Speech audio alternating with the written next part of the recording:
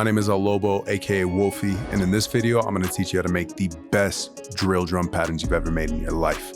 Let's get into it. So to start out, I found this little loop. It just sounds like this.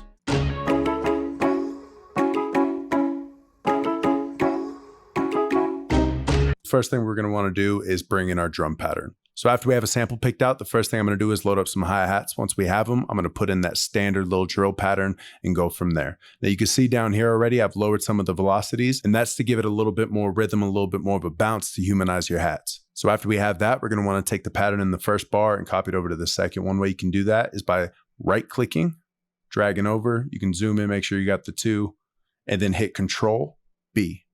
From here, you just right-click again, drag it over, Control B. And this is what it sounds like.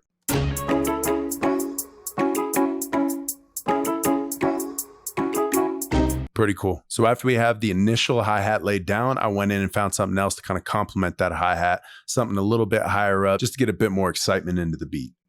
All right, and after listening to the beat, this is kind of where I put those accent hi-hats on it to give it a little bit more of a feel. Now we can do the same trick, grab your bar, bring it all the way over to the end of the 4. We can hit Control B, copy and paste it over. It saves us time and we can get right into the next part. But before we do that, check this out.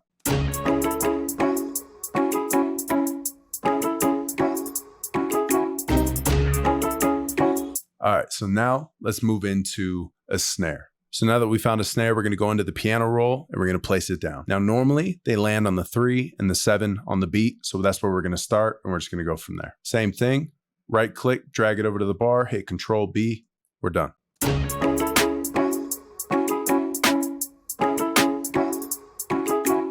All right, so next up, let's go lay down the kick. Now, when you go to lay down your kicks, I like to think of this as the freestyle session for producers. How a rapper would get in the studio, start freestyling off the top when he hears a dope beat and comes up with ideas.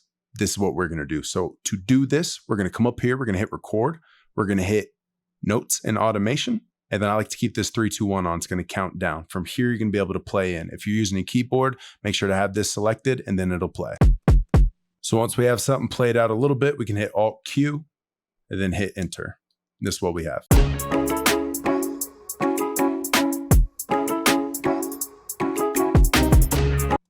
So again, right click, bring it over to the bar. From here, we're going to hit Control B and we're done. I like to zoom in, make sure it's there, make sure I'm not bleeding into the end. We're good. All right, so now that we have all that, it's time for the 808. Little trick I like to do is I like to throw in this little scale highlighter, helps me out. I enable ghost notes, and then from there, I'm able to just go right into my 808 and I can see all the notes that I'm able to use. I'm gonna play a little higher notes just so I could hear what I'm doing. Right here, I'm gonna try to do this little slide. I want this to end right about there. What I'm gonna do is I'm gonna bring in my slice tool. I'm gonna cut it right where it starts. Double click, click right here, then hit accept.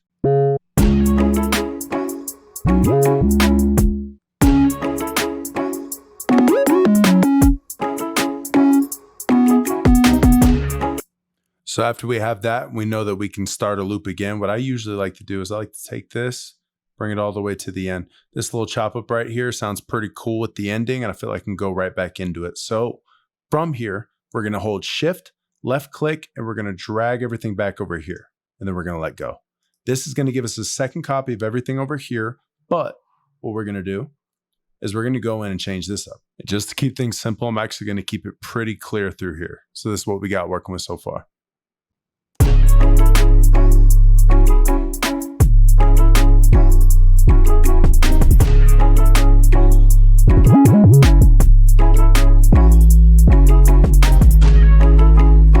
So without the sample, this is what you have.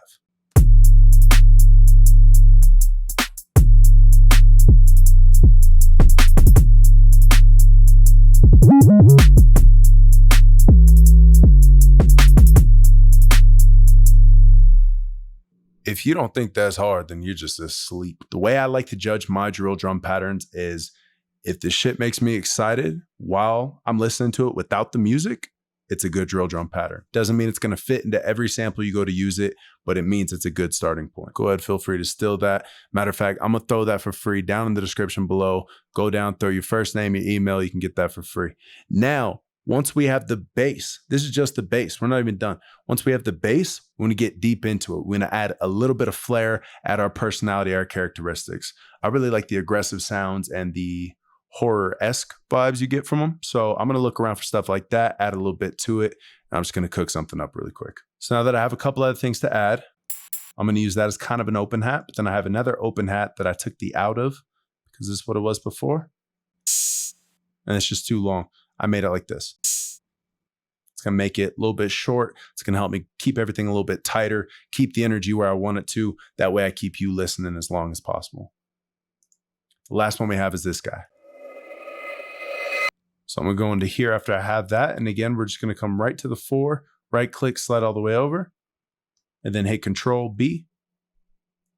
Control A re-highlights everything for you. Now you have your pattern copied over. From here, I'm going to go in. I'm going to figure out where to place my hats. It's all about feel. Don't ever let anybody tell you if you buy this course, if you buy this book, if you join to my membership here, you'll be able to make the best beats ever. I have all the secrets. That's all fucking bullshit. This is all about how you feel. We're artists, bro. Like, feel this, play it, and if it feels right to you, keep it in there. If it ends up being ass later on, well, guess what? Every time you make a beat, you're improving. Just keep it pushing.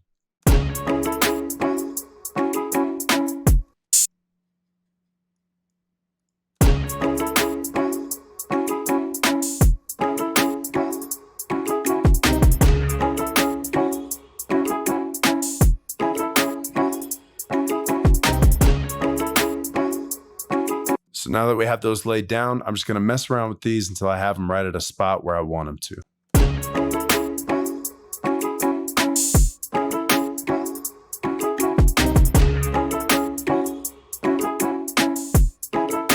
Now for this thing.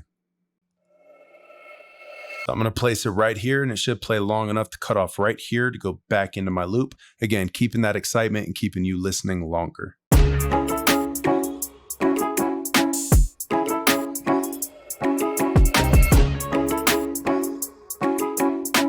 All right, now that we have that, let's load up everything we're using into our mixer channel. We'll get right into mixing really fast, and I'll show you guys the final beat. Once you highlight everything, hit Control L.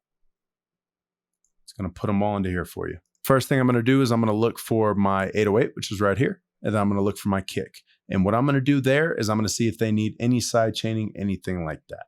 So all I did to move that over next to my kick is I highlighted it, I held shift, and then I scrolled up on my mouse or down to bring it back this way. So first things first, when I mix my beats, I start out with my kick and 808. Those are usually your loudest instruments. And if there's anything going on with them, you're really going to be able to tell at the forefront when you mix down your beat, and you don't want that.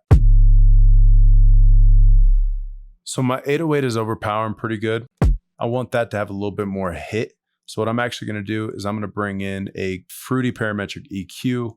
I'm going to come down here. I'm going to enable this and enhance frequency, and then I'm going to play it. So that's raising up about 1.2. I'm going to bring it down to about 0.7. The other thing I'm going to do is I'm going to go to type, hit high pass, order, steep 8. I'm going to scroll up, bring this down. And then from here, I'm going to slide it over. What this is doing is it's just shaping off the last little bits past where the EQ ends. I'm boosting up slightly, and then I'm cutting off a little bit of this low end, which causes a lot of the low end to clash together and sound real shitty. So my 808's hitting at about -12. My kick is hitting about 4 to 3. I'm going to try to place my snare right in between this 9 and this 6.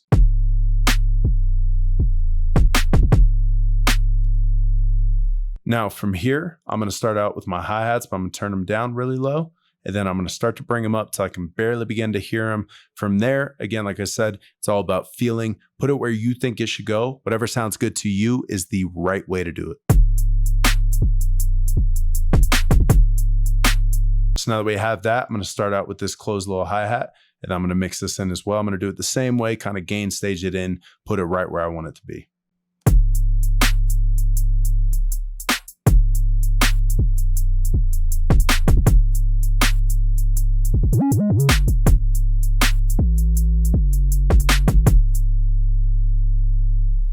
Because this little hi-hat only happens every few bars, I'm gonna keep this Panamatic on it, but I'm gonna have it kind of shift in left and right slowly enough that when it happens, it's a little bit on one side or the other. Now, I do show you how to use this inside my drum patterns tutorial that I have on my channel. If you haven't seen that yet, I will link it up at the screen, but check it out after this video because I'm not only gonna show you how to use the Panamatic here, but that video is more for trap drum patterns. If you want to get into that, and if that is more your style, go ahead and click up at the top right now. I'm gonna hit the pan, it's gonna start to move. Your speed right here determines how fast it moves or how slow it moves. The more to the center, the more neutral, and then the amount. The amount right here, I can push it all the way up so that it reaches the entire width of the stereo field, or I can bring it in so it only targets a smaller portion. So once I have that where I want it to be, we can close that out and I'm gonna go back into mixing everything else. All that we have left is this open hat and this little riser. I'm gonna go ahead and put a sound goodizer on this, just give it a little bit more flavor.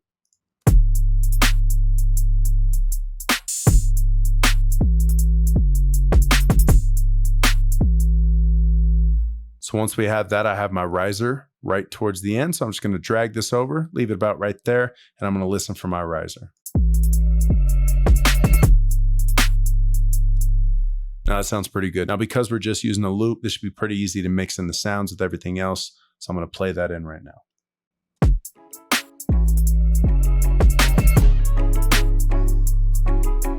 So after we bring it into the playlist and arrange it, this is what we get for the beat.